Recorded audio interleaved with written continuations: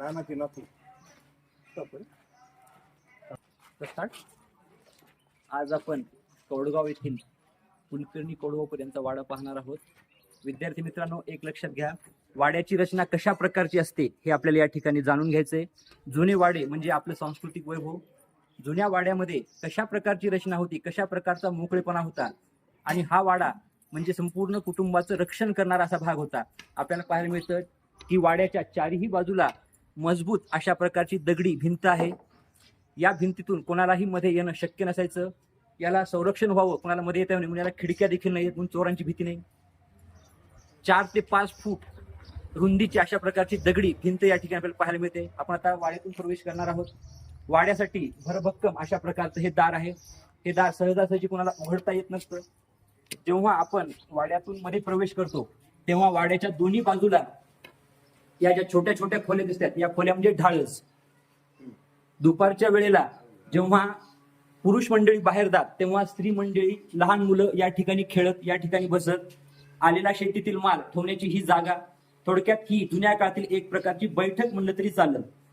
जेव्हा संध्याकाळच्या वेळेला पुरुष मंडळी बाहेरून शेतातून काम करून येत तेव्हा त्यांना बसायची जागा. थोडक्यात गावातली बैठक.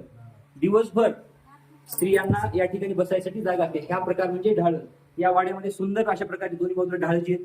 ढाळजीच्या मागे एक छोट्या अशा प्रकारची एक स्टोअर रूम, अशा प्रकारची एक अँटी चेंबर असं म्हणलं तरी चालेल आजच्या काळामध्ये. आपण थोडा मध्ये प्रवेश करूया.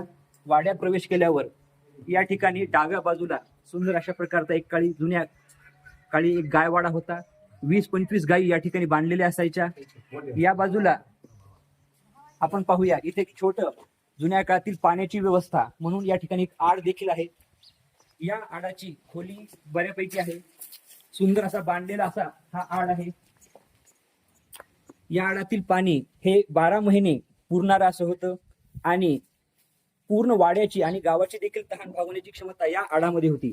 जुन्या काळामध्ये हा गायवाडा या ठिकाणी सेपरेट अशा प्रकारचा इथं भिंत होती, आणि असा नियम होता की सकाळच्या वेळेला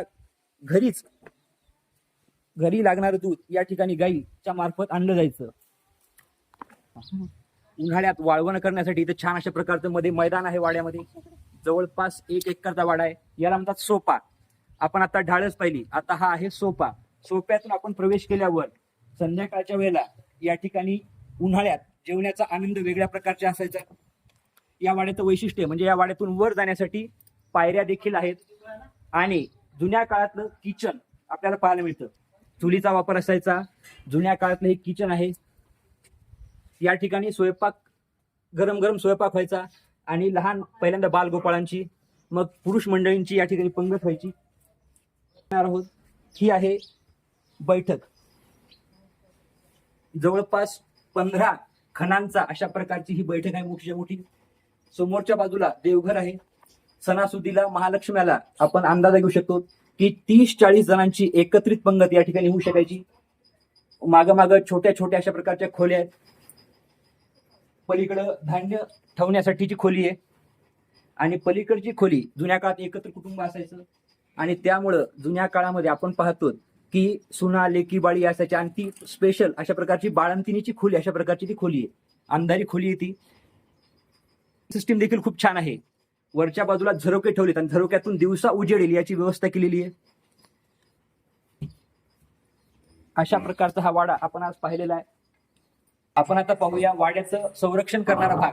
हा दरवाजा अत्यंत लाकडी अशा प्रकारचा दरवाजा आहे. हा मजबूत असा दरवाजा आहे, आणि सगळ्यात महत्वाचं या दरवाजाच्या मागे हा आगळ असा भाग. ही आगळ म्हणजे एक अशा प्रकारचा लाकडी खांब आहे, जो ओढण्यासाठी अशा प्रकारची एक कडी आहे. ही कडी ओढून दरवाजा लावल्यानंतर सागवानी अशा प्रकारचे हे मोठं लाकूड आहे, अत्यंत मजबूत असं. एकदा ही आगळ लावली की बाहेरून कोणीही दरवाजा ढकला, दरवाजा उघडण्याची शक्यता फार कमी. लहान मुलांना जुन्या काळामध्ये ही आगळ ओढणं म्हणजे अत्यंत अवघड काम होतं.